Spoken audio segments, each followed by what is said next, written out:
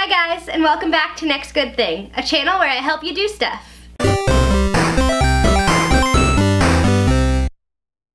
Everybody needs help sometimes, but depending on why you need it, you might feel awkward about asking for the help you need, or like you can't even ask for it at all. That's why this week I've teamed up with the wonderful people at Families for Depression Awareness to show you that no matter why you need help, the steps to getting it have a lot in common. There are lots of reasons that people need help, and there is no shame in needing help ever.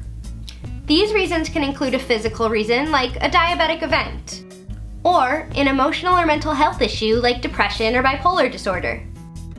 Or even if you're tired and overwhelmed from spending a lot of your time and energy on helping someone else. No reason is more valid than another, and no reason for needing help makes you a bad person or a burden. No matter why you need help, you deserve to receive it. So with all that in mind, the first step of getting help is figuring out what's stopping you from getting help in the first place.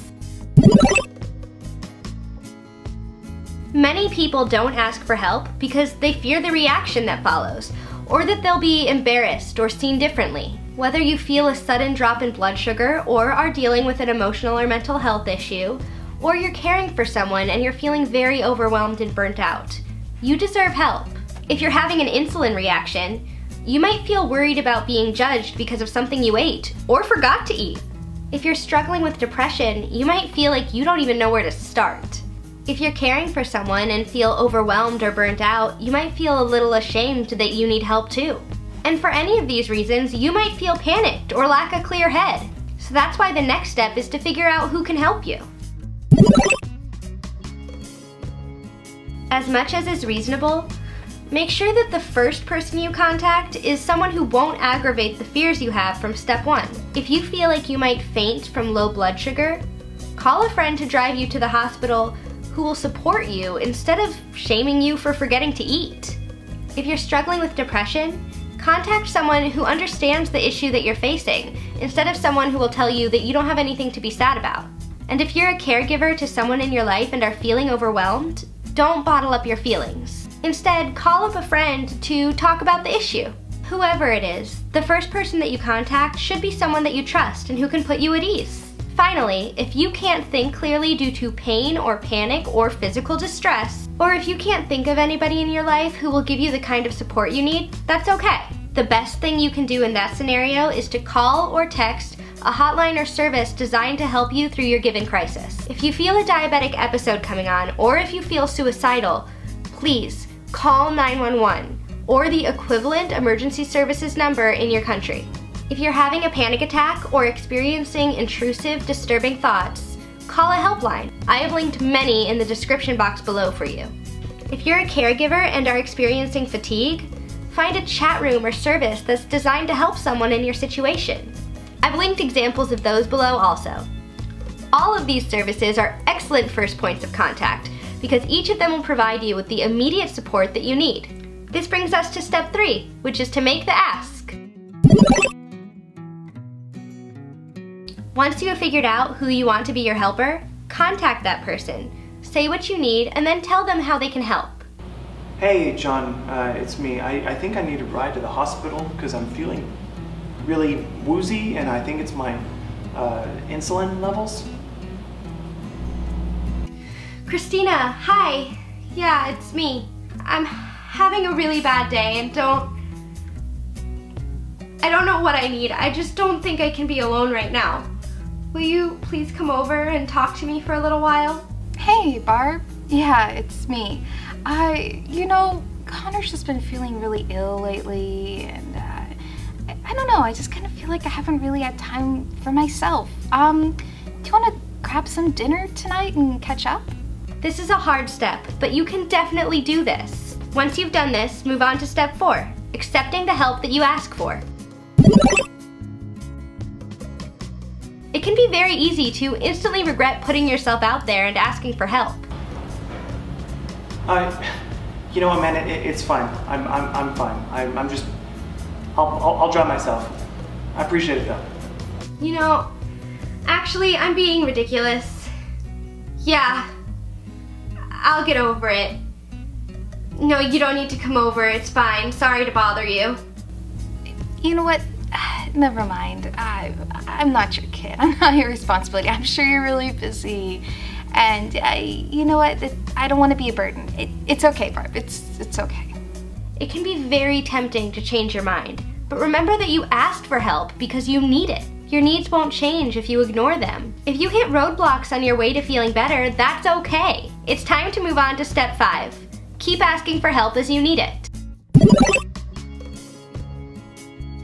This can mean a lot of things, from asking someone you trust to keep checking in on you, to advancing to more professional help. In any event, most issues will require more than one day's worth of attention. This step is about figuring out how to move forward over the long term. Keep asking for things as you need them. If the first person you contact isn't a feasible long-term solution to your needs, ask that person to help you find someone who will be. Hey John, thanks for driving me, man. I really appreciate it. If you wouldn't mind, would you check in on me for the rest of finals? Just because I tend to not really take enough care of myself whenever I'm really busy. Hey, I think this might be more than just a bad day. I think something might be wrong. Do you mind sticking around and helping me look for therapists? Of course not. Thanks. Oh, thanks, Barb. You know, this has been so fun. Do you mind just checking up on me like once a week? I get so wrapped up in taking care of Connor that I think sometimes I just forget to take some time for myself. People are helping you because they care about you. You aren't forcing anybody to do something that they don't want to do.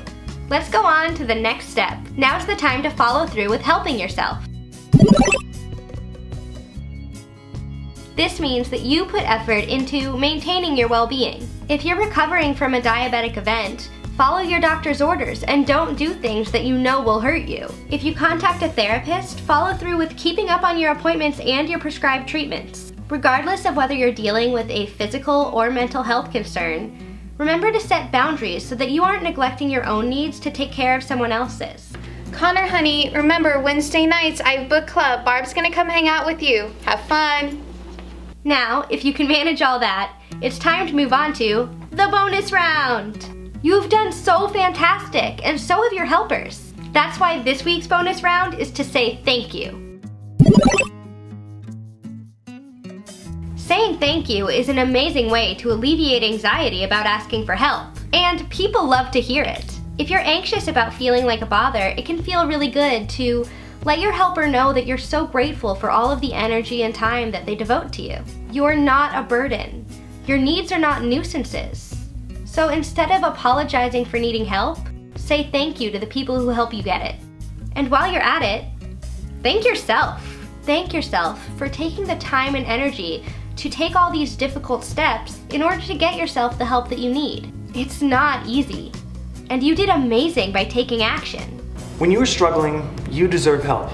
No matter the cause. It's Suicide Prevention Month. If you or someone you know is struggling with depression or suicidal thoughts, don't be afraid to reach out for help. For resources and more information, please check out familyaware.org. That's it for this week, you guys. Please like, subscribe, and share with your friends. I release new videos every Wednesday. I have linked the information for a ton of resources that you might need in the description box below. Special thanks to Families for Depression Awareness for their amazing support of this video. They're a great organization and they're here to help you too. I've put their information up here on the screen, as well as with the rest of the information in the description box. Thanks so much again for watching, and as always, I believe in you.